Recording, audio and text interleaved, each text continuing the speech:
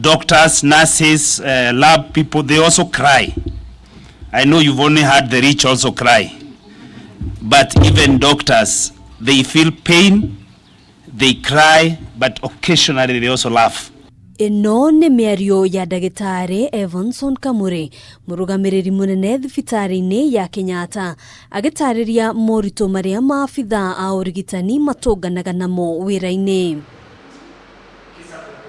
Rĩrĩa mehumba matonyo mao ma wĩra, no hinya kũmenya mũndũ nĩ aragerera ihinda iritũ, aingĩ makĩũmĩrĩria ruo nĩguo kũhingia wĩigĩrĩrĩki wao wa gũtungatĩra mũingĩ, no mũthia wa ũhoro onao nĩ mabataraga kĩande gĩa kwĩgiritia kana mũndũ mangĩitũrũrĩra nĩguo kũhũthia ũritũ wa ngoro na meciria.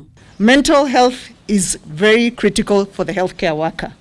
Therefore, psychosocial support is fundamental to ensuring that we continue to work without burning out.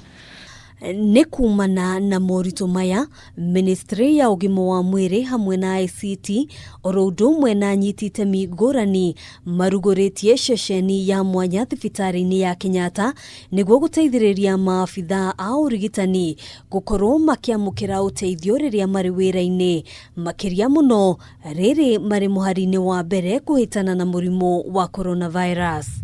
They are also not immune to some of the stresses that we also go through.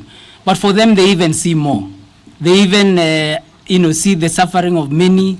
They see even people who lose their lives. And so they also need to get support. Kũhĩtũkĩra ũtaaramu wa mĩtambo ya kĩrĩu, afithaa o wothe angĩbatara ũteithio wa naihenya arĩ wamũkagĩra ĩmwe kwa ĩmwe kuma kaunti o yothe. There's a data center.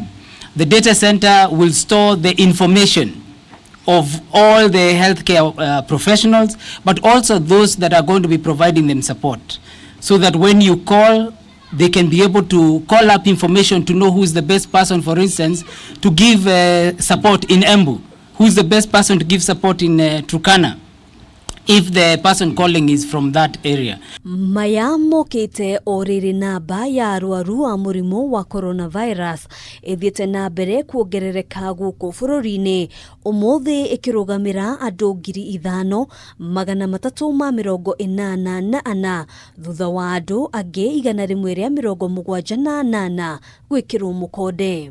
All the positive cases except 3 are foreigners.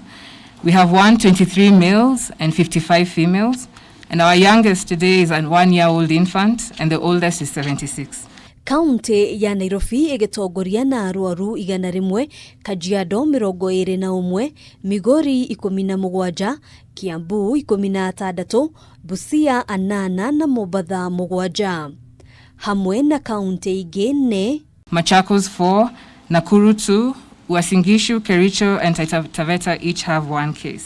Ona kũhanora ũguo, namba ya arĩa marekereirio gũcoka mũciĩ hamwe na ya arĩa Ona kũhanora ũguo, namba ya arĩa marekereirio gũcoka mũciĩ hamwe na arĩa makuite kumana na mũrimũ ũyũ onayo nĩ yongererekete. Today we've discharged 34 patients. This brings the total number of recoveries to 1,857.